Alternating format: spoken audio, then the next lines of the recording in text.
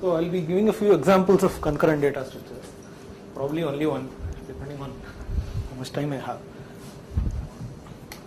But the point is to illustrate the issues that come up in this kind of programming. Okay? But before we go into it, we saw in the morning Professor Kamal's lecture various details about programming concurrency. Okay? I'll touch upon a few other issues. Okay. I'll start with a simple example. Okay. Suppose you have 10 processors, let us say.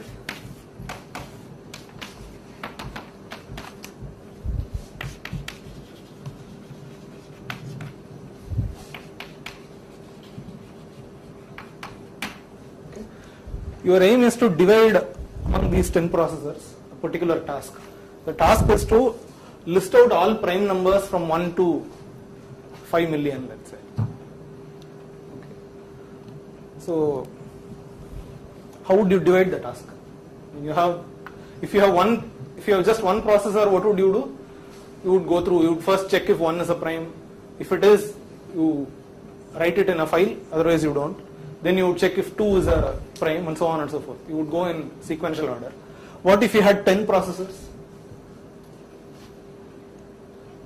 Shyamsundar, what would you do? Give every nth number to n modulo 10.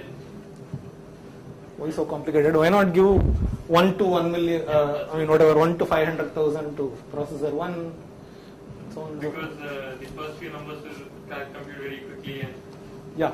So the first few numbers you can check for their primality much quicker than numbers that come later. Okay. So you might divide the task up as he says. Okay, give 1 here, 2 here, 3 here, 10 here, and then come back 11 here, and so on. So that's one way of dividing the task. But still, for instance, even numbers you can discard very easily. So you might want to do some pre-processing there, and even after this, there might be some huge numbers which you can easily detect to be composite numbers, right? And some small numbers which might take much more time because they are actually prime. Let's say. Okay. So your scheme might work, but one can do a further improvement. Okay, which is to say that I will not fix any distribution at all.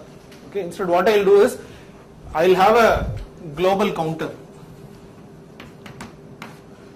Or just call it, okay, it's some number which says what is the next number to be processed.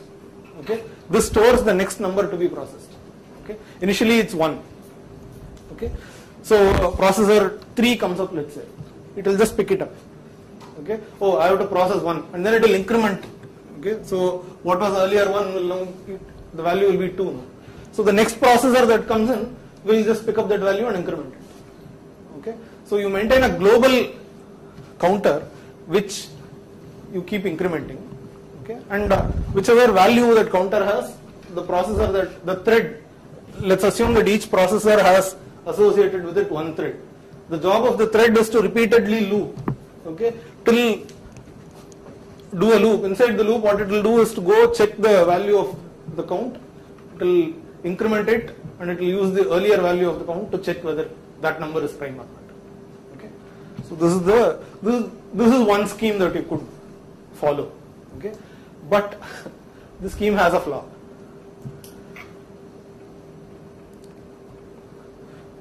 Yes. You won't get the numbers in sequence. That's fine. You needn't necessarily get all the numbers in sequence, but no, you're pointing out the flaw. Is that a flaw or is it not a flaw? That is not necessarily a flaw. It's a flaw if you miss out a number, or let's say you process the same number twice. But it's definitely a flaw if you miss out a number. So is it possible that you will miss out a number? Can you see the flaw? Yeah, when one processor is trying to increment that number and use the previous one, another processor can do the same thing because it's not yet implemented. Yeah. So the point is that, see, every process, every thread will have code which looks as follows. While some condition, you check what the value of count is. You do count plus plus basically. Okay, is prime count.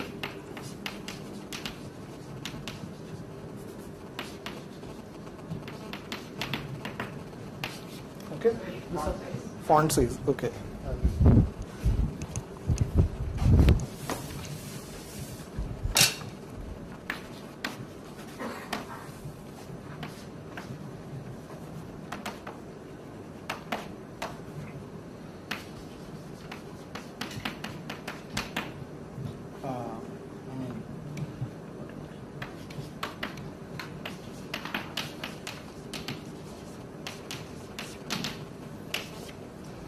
And if it is prime, you will output it and so on. This is what there are 10 threads. Each thread does this. But the point is that this n is a local variable for each thread, but this count is global. Okay, it's sitting somewhere in memory where all threads can access it. And what looks like one instruction to us, namely this count plus plus, is actually many steps in your machine. Right? If you want to increment a value in memory, what happens in a machine? The value is first loaded into the CPU, one is added to it, and then it's stored back to the same location. Okay, so the point is, what happens if, let's say, the value of count is, let's say 2, okay, and at around the same time, two threads, thread A and thread B, do these operations. Let's say A equals count, A plus plus, count equals A, or count equals A plus 1. Let's say.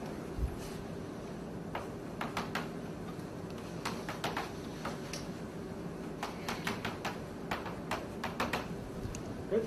Two threads trying to increment the value of counter at around the same time. What are the possible results at the end of this? What is the expected result, and what are the possible results?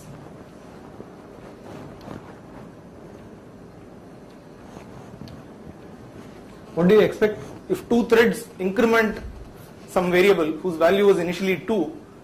What is the final value that you would expect? 4, right? Is there anything else that is possible as a result of? After the first statement, After this statement, let's say. the context may get switched to thread B. Okay, so this happens first, and he's saying that this happens next. Okay, so this happens and that happens, and then let's say this happens. Okay, at this value, what is the value of? At this point, what is the value of count? 3. Okay, the value of count is 3 here. Okay, then this might happen after that. This is the 4th instruction. Okay, at this point, what is the value of count? 3, because A was equal to 2. Right? The value of count here is 3. You expected 4, and what you get is 3. Do you understand this? This is the point. I mean, so in the morning, Kamal was explaining all those various ways of programming concurrency using Java. You would have noticed at some point of time that he used some of the methods were declared to be synchronized. Okay, synchronized is a mechanism of Java which prevents such problems from occurring.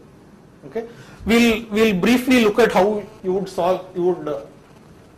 avoid such problems. Okay, or solve such problems. Okay, but is the problem clear firstly? Okay, when two threads act in parallel. Yes. This may not be so bad. Right. Yeah, because it's Because you're just checking a number twice. Okay. bigger problem. Okay, the bigger problem is to miss this thing. Missing a thing. Okay, so let's see if you might actually miss a number. I don't think that will happen in this, right? Because you are incrementing by 1 always. Yeah, but you might end up repeating a lot of work, which in itself is bad. And I mean, it can happen with 3 threads. You mean? Oh, or if there are 3 instructions. A plus A plus 1 is Okay. No, but A is local. A is local. A is local. Yeah. No, but this is still bad because in an extreme case, you might have that count never gets incremented beyond 1. Okay, such an extreme case might happen.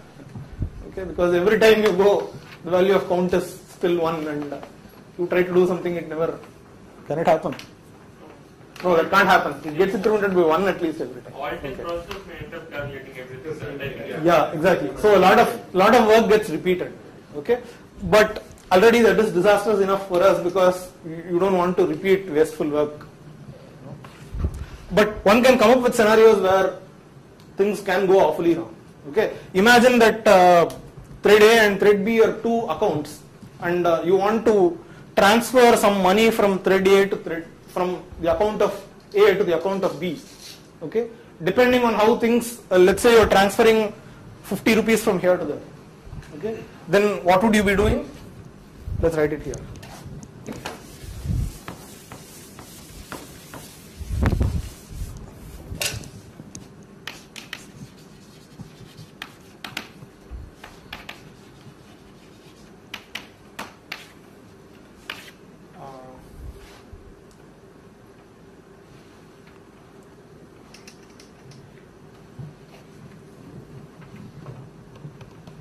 You take 3 accounts and 2 transfers, one from A to B and one from A to C. Yeah, no, or you could have these two could be bank accounts, and there could be a third thread which is some kind of an audit thread, okay, whose job is to go and sum up the balances in all the accounts.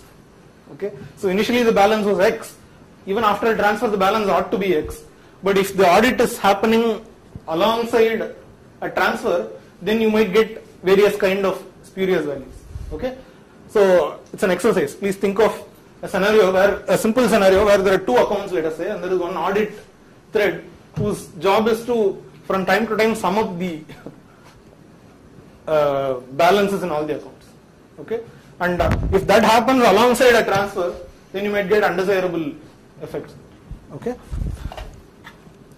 and that could be much more disastrous than in this case where all we had to suffer was some duplication of effort, whereas there it might have graver consequences. Okay, so now the point here is that when threads act in parallel, okay, as what this illustrates is that it needn't all be in one shot. Okay, so this thread executes for a while, context switches, then the other thread executes for a while, context switches to perhaps a third thread, and then it will eventually come back here. But if they are also manipulating shared variables while doing this, then you might have, depending on when the context switches, okay, depending on the exact interleaving, you might have undesirable effects. Okay, so that is the point of this example. Now, any programming language which allows you to do concurrent programming has to provide lots of tools for this. Okay, a variety of tools for handling this problem. Okay, one typical solution is to use what are called locks. So, how many of you have seen locks before in any kind of programming context? I mean, the usual scenario is scripting. I mean, it doesn't necessarily need a multi-core. Yeah, it doesn't necessarily need a multi-core. Yeah. That's fine. This is just in general multi-programming, not necessarily multi-core. Spin locks, you said. Okay, so what are have you actually programmed using spin locks or? I studied it. Okay. What other kinds of locks are there? Semaphores, mutex, whatever. Yeah, and then so spin locks are locks which actually which actually do a lot of computation. While they spin through a tight loop, which is why they are called spin locks. Whereas there are other kinds of locks which have a much bigger infrastructure. If you try to lock and if you cannot obtain a lock, you are made to wait actually. Okay, wait in a queue and so on. Whereas spin locks are locks where if you cannot obtain the lock, you will keep checking whether the lock is available as long as it is available. Okay, as long as it is not available. Okay. So, but for people who have not seen locks, okay, just think of it as some mechanism by which, okay, whenever you encounter a shared variable, like count, okay, if you have associated a particular lock with this count, okay, then what you can do is you can say lock, let's say count lock, let's call it. Okay, so let me clean up this code. Let me write the cleaned up code here. So what we had earlier was that each of these threads were executing the following code, right? While some condition still holds, increment the counter, I mean n equals count plus plus, and then you check whether n is a prime. Right? This was the code that we had earlier. Since count is a variable that's shared across all these threads, you would basically say count lock before executing the statement. And once you are done, you will say count lock.unlock.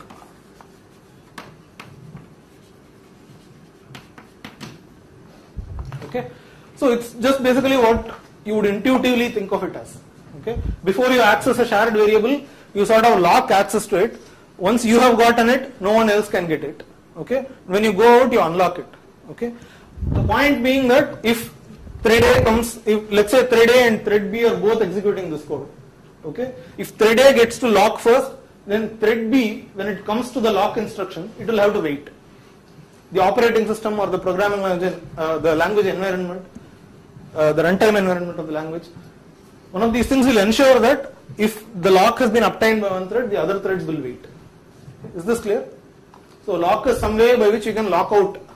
The terminology is meant to be intuitively understandable for, even for someone who has not seen. In fact, if you do a course in concurrent programming, the first few lectures will just be to implement, to look at various algorithms for these locks. Okay, spin locks he mentioned. That's one. Then you can have this notion called monitors, semaphores, monitors. Okay, there are lots. Huh? Test and increment. Yeah, test and set is another lock. Okay. Variables. Atomic variables. What variables? Atomic. Atomic variables. Yeah. Yes. Atomic variables. They go hand in hand with test and set, various things. Some of these solutions are provided at the architecture level. Some of these are provided by your programming language. Okay, which might be implemented in some sense in some way by your operating system. Okay, and in fact, it's when you come to some of these locks that you see the difference between single core and multi-core machines. Okay, for instance, there is a famous lock implementation using what is called test and set. Okay, this is an instruction provided by some hardware architectures. Okay, it turns out that if you use the most straightforward version of test and set, the algorithm will perform very badly. The program will perform very badly. Okay. Whereas if you use a slightly non-intuitive but slightly more complicated looking version, it will perform better. And the difference in the performance happens only because of multi-core. Okay, because of the way in which the caches, the different memories and the various associated with the various processors should synchronize and so on. Okay, so some people asked in the morning, what is the difference between what we are doing here and multi-core? Okay, there are certain places like this where the difference becomes apparent, but the aim of research is for it not to become apparent. Okay, you want to provide programming tools which will hide all that complexity in the background. So I mean, it's a, in fact, we should say it's a failure on the part of the programming language designers that this difference becomes manifest like this. Using test and set in the most obvious manner provides a much worse performance than using it in a slightly less obvious. Okay, but that was just a side remark. Okay, so there are various locks. You can think of lock as just locking and then unlocking. Okay, and there are various standard problems that you study in concurrent programming. There are various paradigm problems, right? Kamal mentioned a few in the morning. Barrier synchronization, he mentioned. He also mentioned dining philosophers. Okay, this problem itself is mutual exclusion, the most fundamental of all problems. There is the readers writers problem. Okay, there are various problems and solutions using locks and so on. Okay, for almost all those problems, using semaphores or monitors or this kind of locks. Okay, but what we look at today is a slightly to go to the next step. You can think of these things as protecting an individual data item using a lock. Okay, in almost all these solutions, if you want to solve the readers-writers problem, then you have a database where people can read from, where people can write into. You treat the database as one whole entity, and you lock access to it whenever someone goes to write it. But you also have to satisfy some other properties, so you might need to use more locks, come up with clever designs to satisfy all your requirements. But the distinguishing feature between what I'm going to do later in this lecture and all those paradigm problems is that here in those problems you use a lock to control access to one single data item. Whereas now what I will talk about is how do you, when you go up to data structures, okay, how do you manage concurrent access? Okay, and the example that I want to use to illustrate some of the issues that arise is a linked list. Okay, so I will now take this off and we will move to linked list.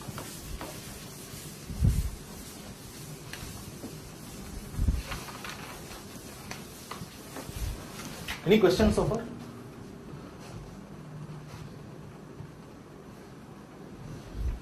So how one typically uses a lock is clear, right? Even for people who have not seen it before. If you want to access a shared variable, anyone who tries to access it first locks it and then unlocks it. Okay. The first person to get hold of the lock will go ahead. All the other people, they will have to wait. Okay. You mentioned spin locks. In spin lock, they will have to wait. While they wait, they will keep looping. Okay. Whereas there are some other kinds of locks, monitors for instance, where you won't do any active work, but you will be put to sleep by the system. Okay. So that's basically it. Let's move to linked lists. Okay. So since we'll keep it very simple, we want to maintain a linked list of integers. Okay. A singly linked list. So there is a head.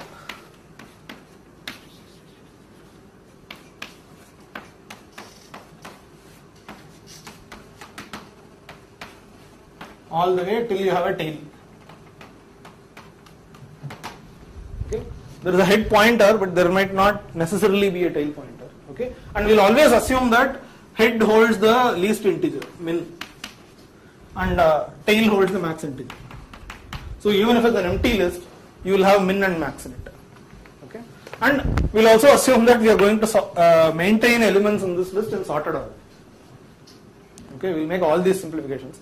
And still you will see that there are, only if we consider a simple enough data structure we can study issues in concurrency. Okay, otherwise we will be studying data structure and complexity of the algorithms and so on. Okay, fine.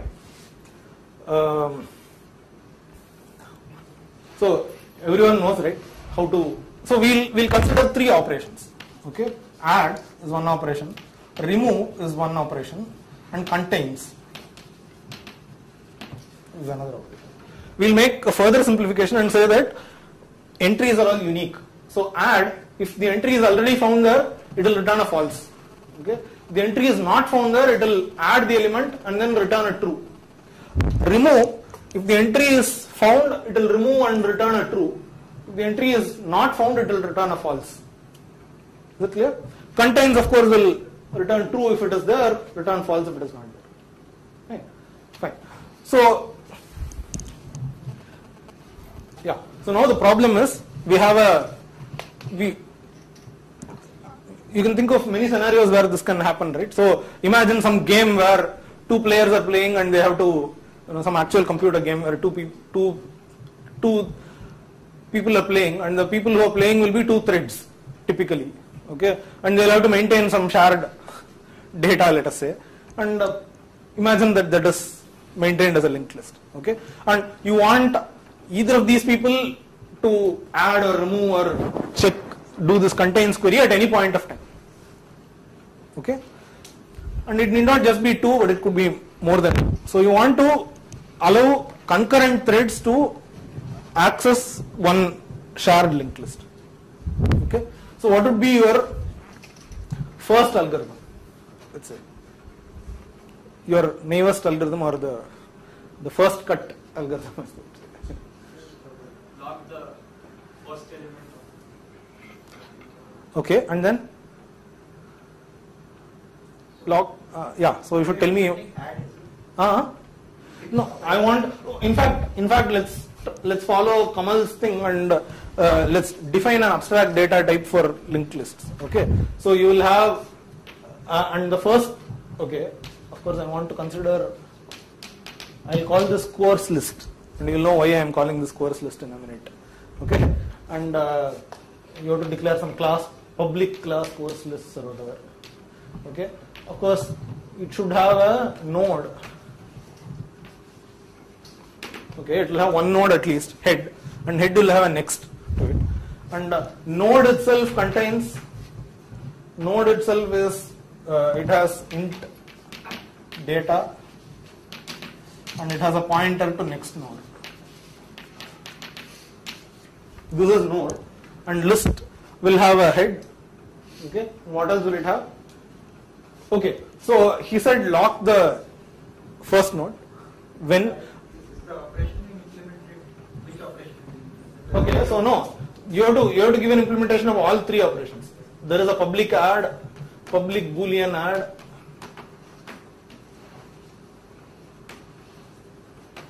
you have to give code for that. There is a public boolean remove.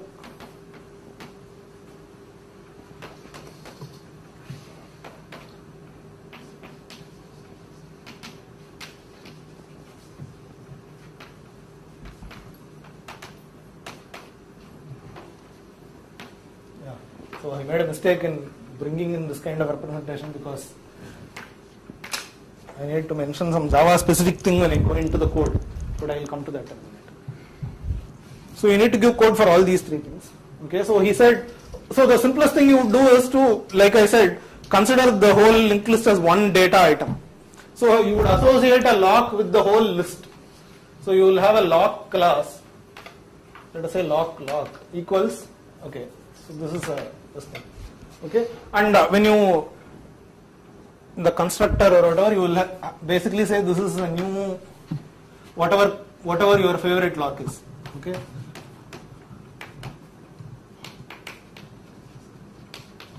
like Kamal mentioned in the morning, this lock is an interface. This reentrant lock is some implementation of that. You could have any kind of implementation of lock. You could have a blocking lock. You could have various kinds of lock, various kinds of spin locks. Okay? But reentrant lock is, let's say, one lock. So this is an actual concrete lock that you associate with the whole list. Okay, and then what do? If you want to add, you need to basically go through this list to find two positions where this element is smaller, that element is larger. Okay, and you will have to insert the element in this position. Or if one of these things is equal, then you will say you will return false. Right? But before you do it, you will basically lock. You will basically obtain this lock. So all these. So I'll write code for add here. The first thing add will do is to say lock.lock. Okay, and then it will find the position. If element is there, if element is present, return false, else return true, else insert and return true.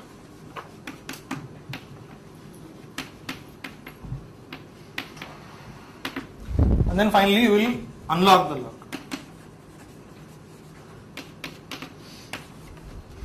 This will be the pattern of the code. Okay, and I'm calling it coarse list because it's what you might call coarse grained concurrency. Okay, you are viewing this whole list as one element, which you can lock. So you can become more fine grained. But first let's look at this, and remove will be similar. Okay, to begin with you will obtain the lock, you will do whatever is needed to be done, and at the end you will unlock the thing. Okay, contains doesn't need to do any. But let's just make contains also lock and unlock. Okay. Yeah, because while contains is happening, someone else might come and remove the position, remove something. But it so turns out that if I have time, I'll discuss that. It so turns out that you don't need to do anything to contains. Contains can just, without locking, do search for the position of the element and return true or false. Okay, you don't want queries like contains to lock and unlock, because in a typical data structure, okay, these kind of queries will be much more than the operations that modify the data structure. Okay, so you would want to keep these kind of queries as efficient as possible. Okay.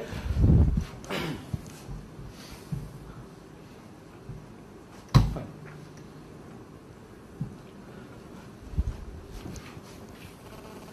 Yeah.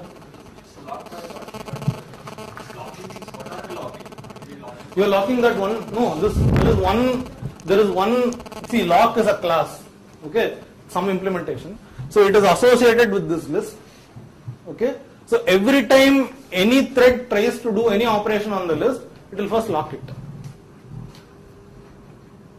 Okay, it will first lock this lock. Which means what? If thread A first gets the lock, if thread B comes and tries the same lock operation, it will have to wait. Okay, fine. So no two operations can happen on the list at the same time. Yeah. So that the seats on Madurai Express leaving tonight.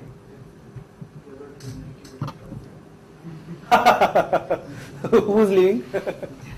I think you locked the whole train. Yeah, exactly. Yeah, this is the point. So, so let's try to look at there is one advantage to this code, which is that it's easy to prove correct. And you might ask, what is there to prove correct in a linked list algorithm? You'll see in a minute. Okay, when we go to more involved solutions. Okay. Yeah, one virtue of it is that it is easily shown to be correct, and that shouldn't be discounted, of course. Okay, and there are situations where this might be fine. Okay, let's say you want to provide access to some shared data structure to various people, but you know that it is very rare that two people at around the same time try to access it. Then you don't need to break your head trying to get a very involved algorithm. You just do this. If you can somehow, if your program is such that concurrent accesses are rare, then it's fine. Okay, but concurrent accesses are not rare. Okay, so there are situations where there could be a lot of concurrent accesses, in which case this is bad, and it's especially bad because if I try to add something here, and let's say Venkatesh tries to remove something here, okay, I mean there is no reason why these two things should lock each other out, right? Because whatever pointer manipulations I do here, it is not going to affect what he is doing. Whatever he does is not going to affect what I am doing. So you want to avoid this kind of a scenario where operations happening at some two faraway locations in the data structure lock each other out. Okay, so therefore you might want to go to something called a fine list, which is a fine-grained list. Okay, and what is the finer grain of control here? Instead of the list, at the node level. Okay, thankfully I have this still. So each node has a lock associated. Okay, and not the list. This can be a reentrant lock or not.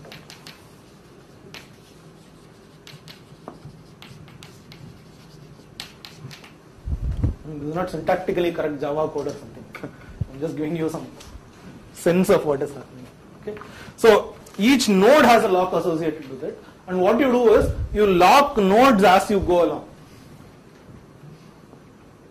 Okay, fine. So how would code for add look now? We need to get a little more precise here. So you have to have a predecessor pointer which will point to head. Okay, you are going to add some X data. Okay, head. Current pointer which will be head.next. And what are you looking at? You want to look at whether predecessor.value is less than x and current dot value is greater than x. Okay, so basically what you want to do is you want to do a loop where while current dot data, whatever you call it, you keep advancing these 2 pointers. Okay.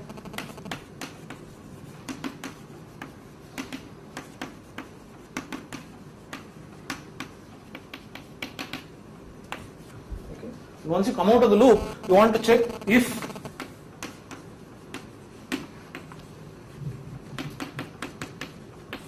it's equal to x, then you have to do something.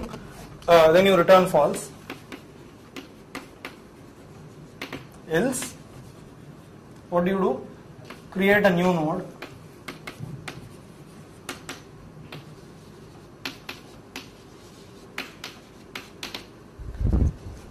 New node is a new node with value x, and you will basically say pred.next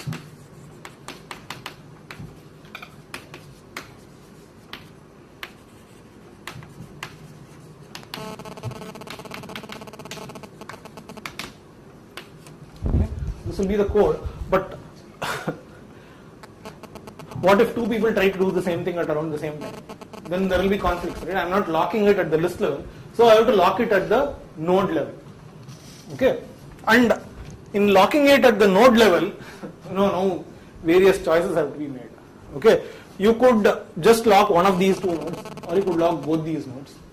Okay, so You're writing only at that node.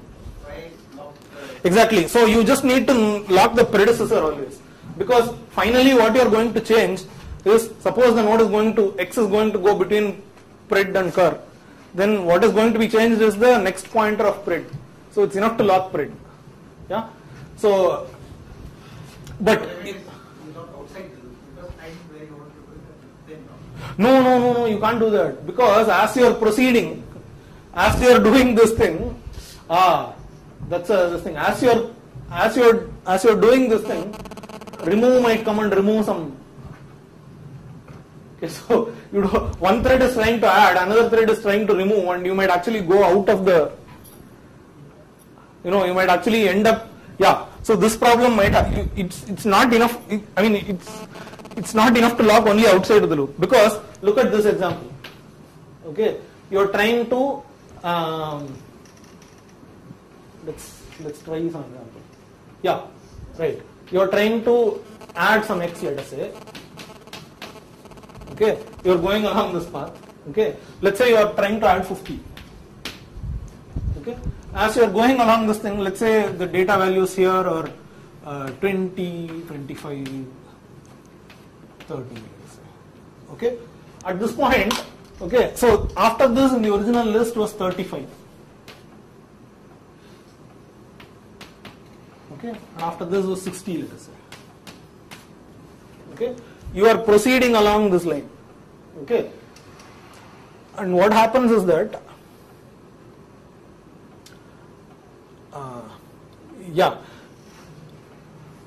just at the point where you have to go from here to there, okay, another thread might remove 35. Okay, in which case what will happen is that there will be this edge will be broken, okay, and that edge will be added, but this edge will still be there. Okay, and what you have done is, as part of your code, you have pred and you have cur.next and all that is there. You have determined that something is just a second.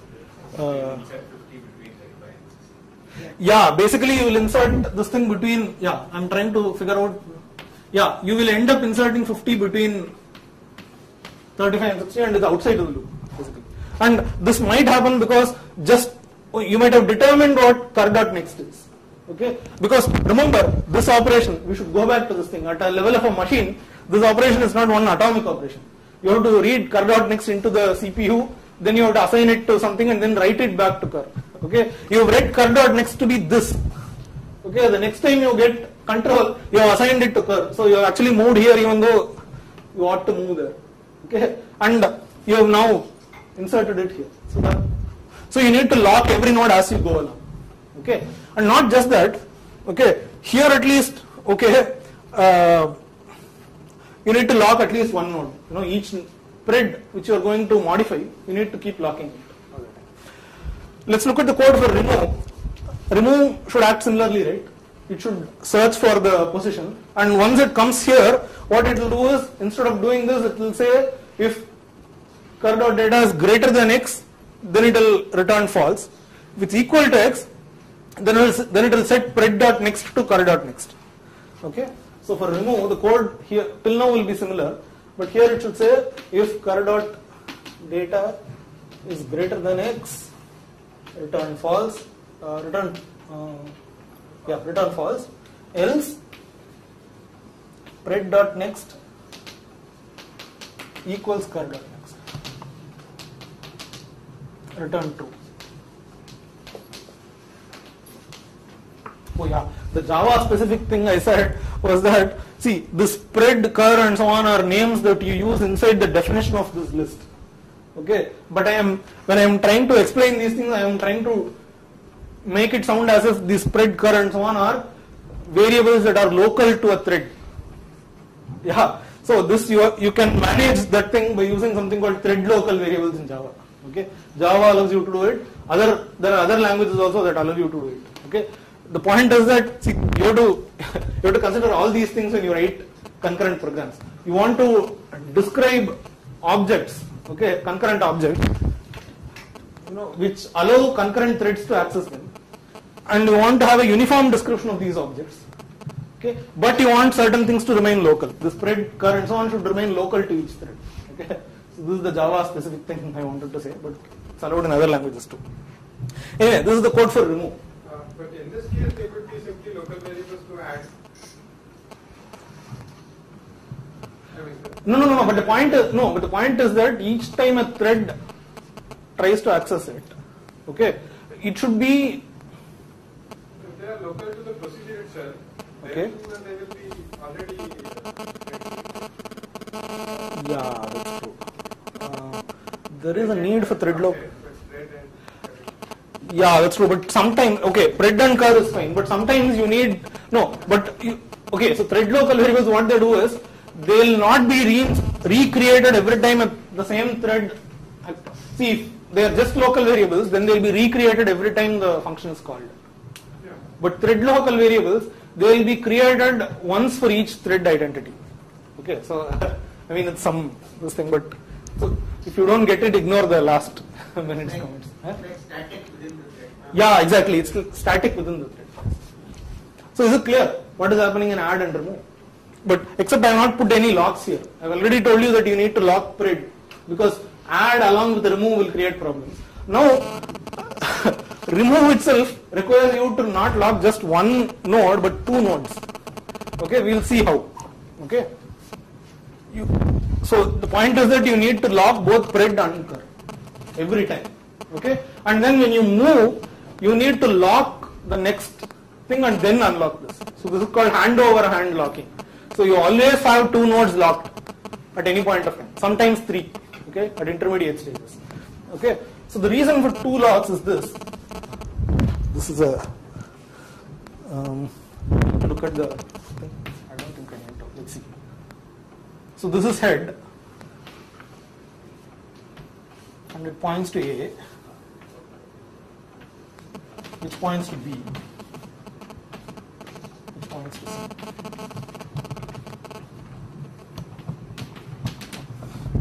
So can someone think of a problem that will happen when you lock only pred? Because pred is the one that needs to be locked, right? If anything has to be locked, because pred is being modified. Okay, you are modifying pred.next to make it equal to cur.next, right? You are modifying the data itself. Okay, so you need to lock pred. So initially, okay, let's say there are two threads, one of which is trying to remove A, the other is trying to remove B. Okay, let's see what might happen. And everyone locks pred alone. So each code tries to lock pred alone. Make pred.next equal to cur.next, right? So you will make this point to C. B is not removed at all. Okay, is it clear? Let me go over it again.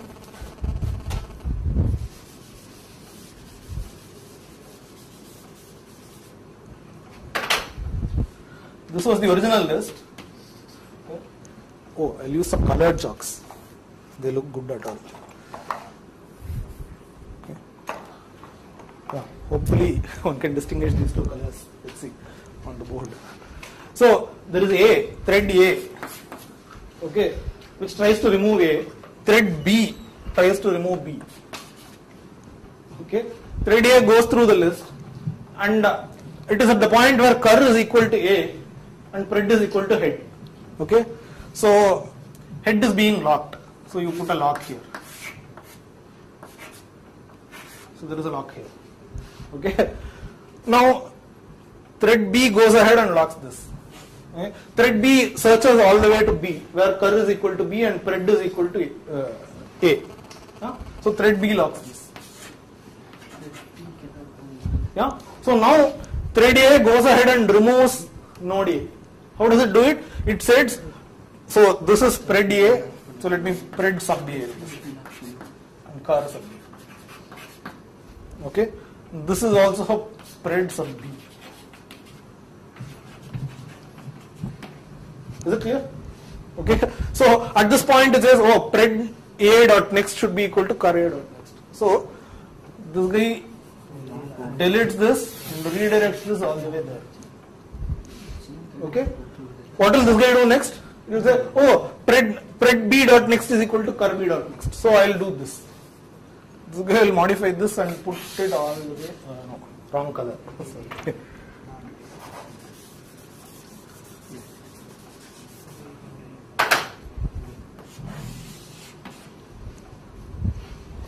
Okay, so but on the other hand, if both pred and cur are locked at all the time, then what will happen? This will be locked, that will be locked. Okay, and if for thread A, both these things will be locked. For thread B, both these things should be locked before any action happens at all. But two threads can't lock this node at the same time. Okay, according to the very definition of locks. I mean, according to the yeah. So therefore, you will avoid this problem by locking both pred and cur at the same time.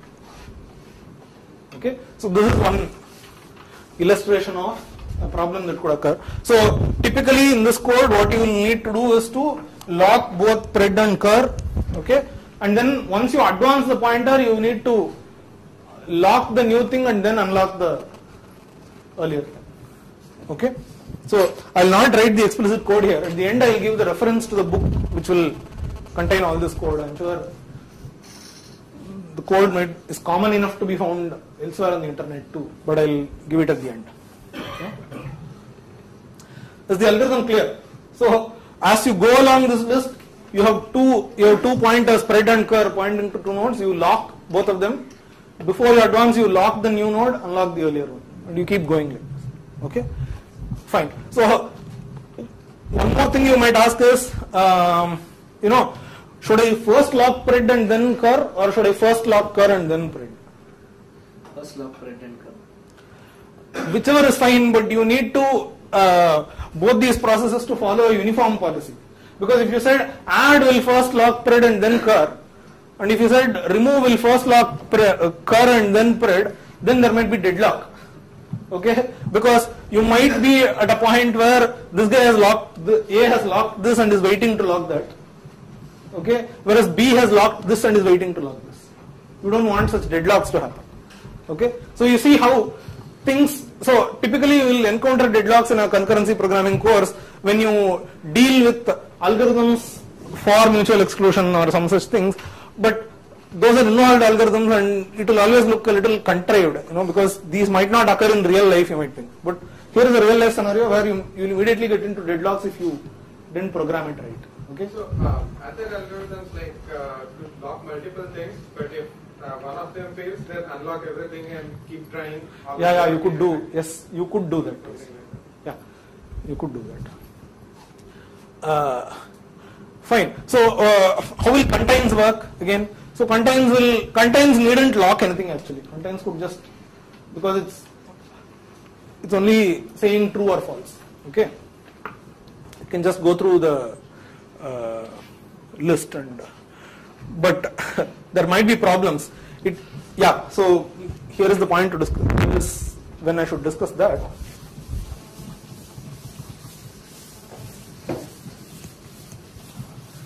Suppose your contains was a very simple routine which just started from beginning to end till it found the element. Okay, if it is there, it will say yes. If it's not, it will say no. What might happen is that as your so this is your list. As your contains proceeds through this list, okay. Remember, contains is not doing any locking. So if you have to wait for each other and so on, then you need to also lock. That is the fundamental thing. So one thread says node.lock. Okay. Another thread also has to say node.lock for it to wait. If it doesn't do anything, then it can just go ahead. Okay. So this contains the code that disregards all lock and goes ahead. Okay. As it goes ahead, let us say it is at this point. Okay. And it has to next do cur equals cur.next. Okay. It has determined that cur.next is this node here. Okay. So it will have to do that assignment.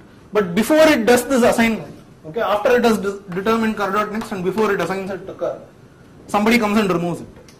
That's not a problem. Yeah, that's what I want to illustrate. So somebody comes and removes it. Okay, so what would the contains routine do? So this is X, let us say, and you want to do contains of X. You want to say whether X is contained in the list or not. So you went ahead and just before you went and saw this thing, okay, somebody came and removed this X. But what would you do? What would this contains routine do? This thread will just go there, see X and say, oh, X is present in the list. Question is it correct or not?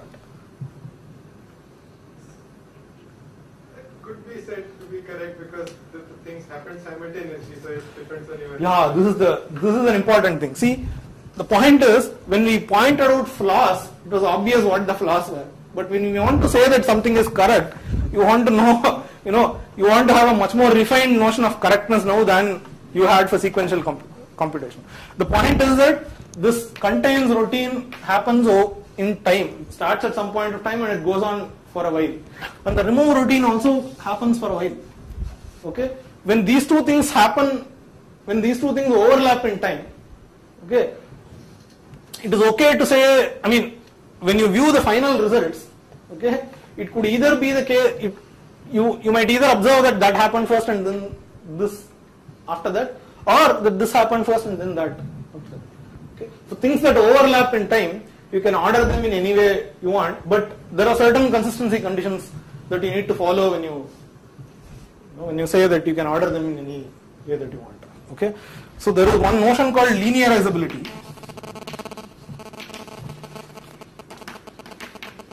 Unfortunately, I don't have time to go into that, and it's a technical notion, so it's a little difficult to motivate also. There is another notion called sequential consistency.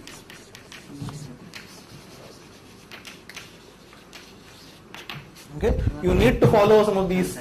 So these are the usual notions of correctness that you follow. Okay, because even the notion of correctness is subtle here because things overlap in time.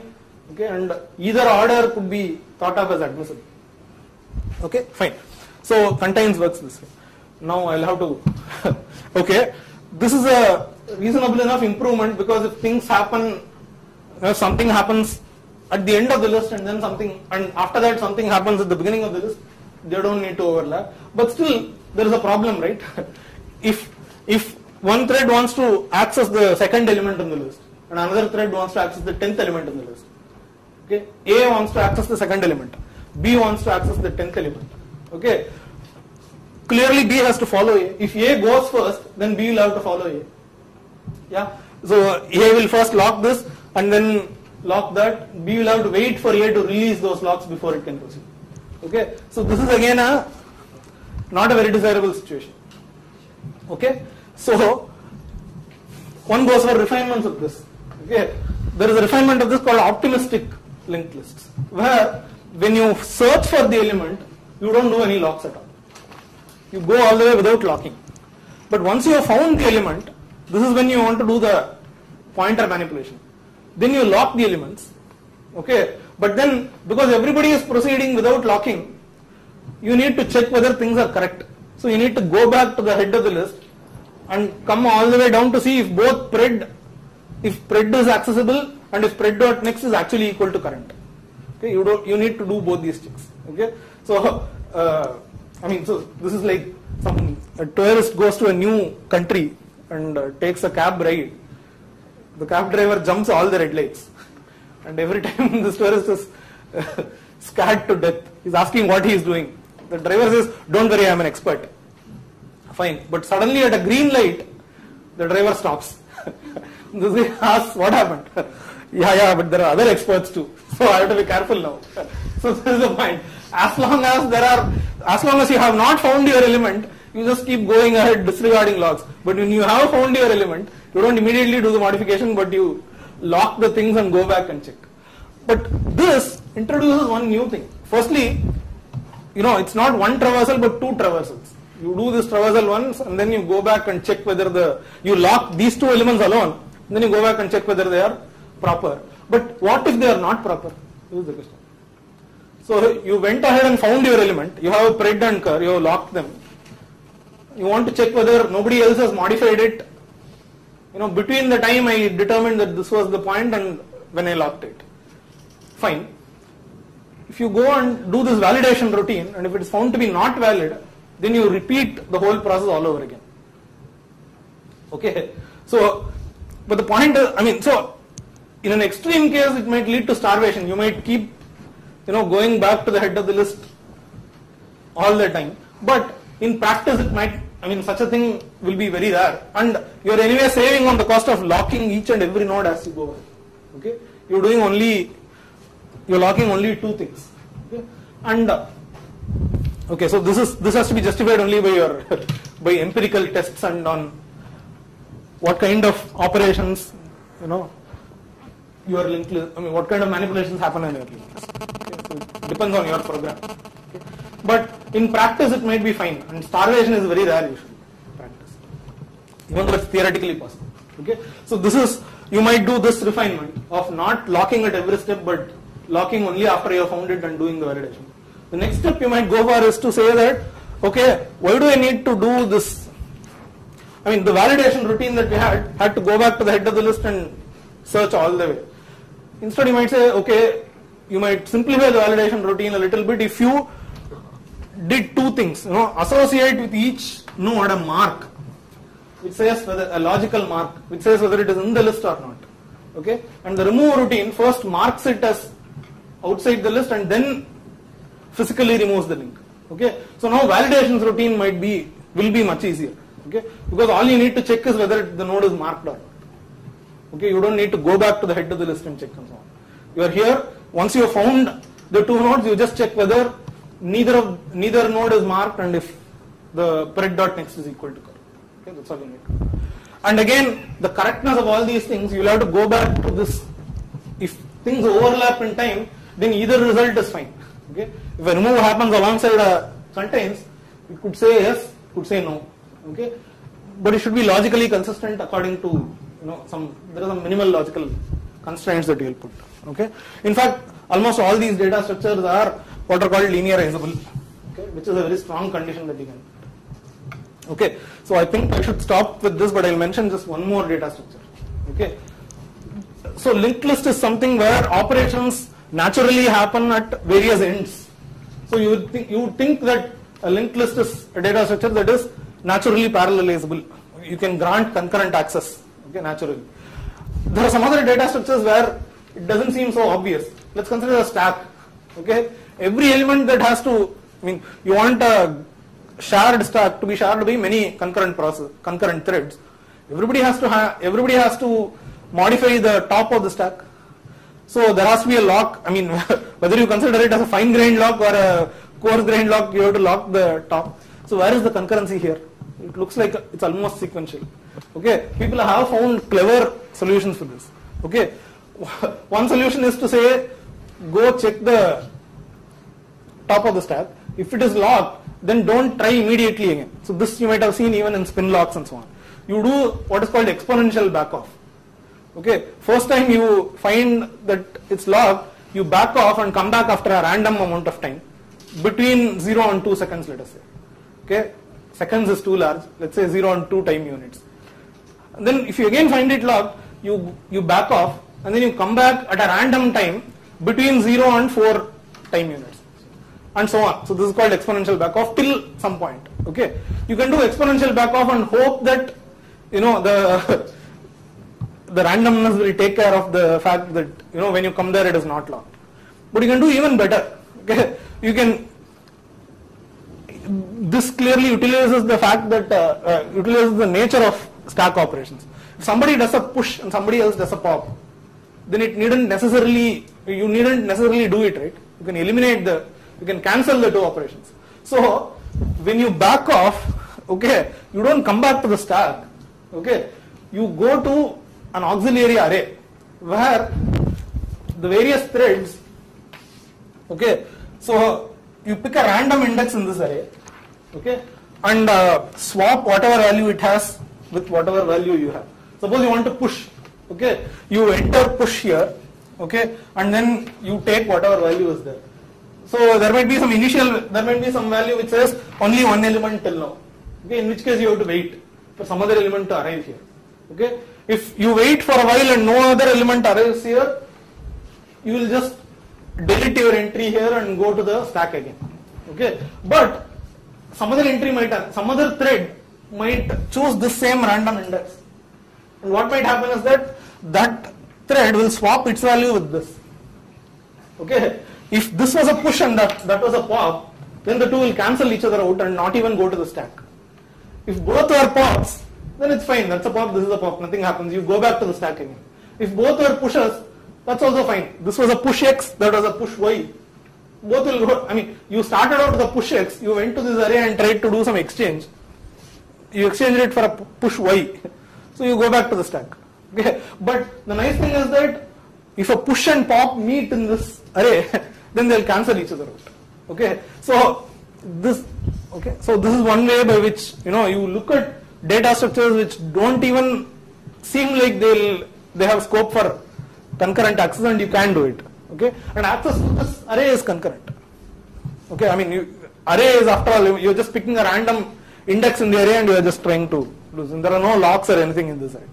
Okay, so this was just to tell you that you can do lots of fancy stuff with starting from simple things. Okay, so I think I'll end here. If there are any questions, you can.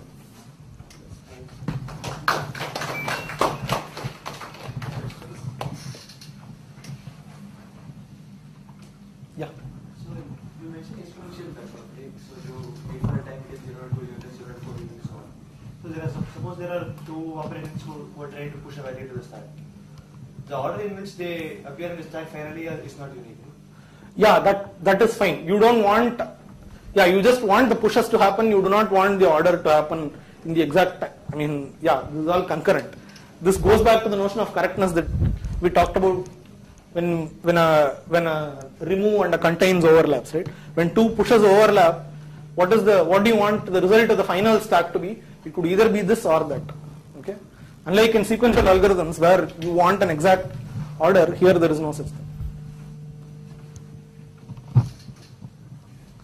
Anything else? So I hope the basic list algorithms and the issues that arise here at least were clear. Okay. Yeah. Yes. So there is this excellent book by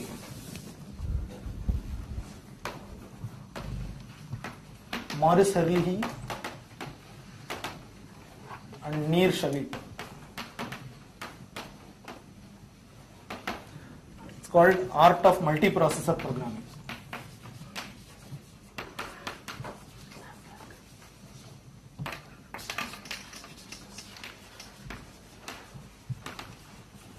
And whatever I presented was from chapter 9 of that book. Okay, but the book is, if you want to understand concurrency issues that arise in multi-core architectures, this is the book too. This is one of the best references out there. Okay, these two, the two authors are Gödel Prize winners, in fact, for related work.